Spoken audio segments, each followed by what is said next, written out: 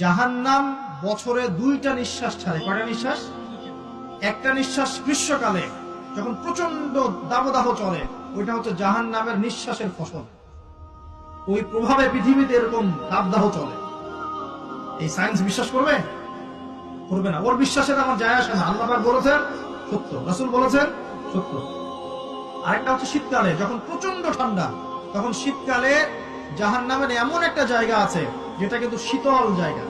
জাহান্নামের পুরো জায়গাটাই কিন্তু আগুন নয়, এমনও জায়গা আছে যেটা কি খুব শীতল। ওই শীতল অংশ শ্বাস ছাড়লে এই যে পৃথিবীতে সেই এই শীতের একটা প্রভাব চলে আসে, প্রচন্ড ঠান্ডা শৈত্যপ্রবাহ চলে আসে।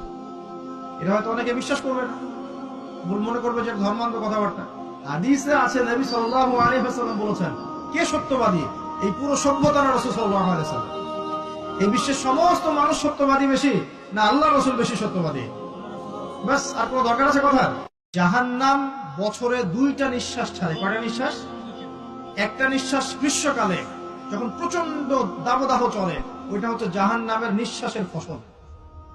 ওই প্রভাবে পৃথিবীতে এরকম দাবদাহ চলে। এই সায়েন্স বিশ্বাস করবে? করবে না। ওর বিশ্বাসের আমার যায় আসে না। আল্লাহ পাক বলেছেন সত্য, রাসূল বলেছেন সত্য।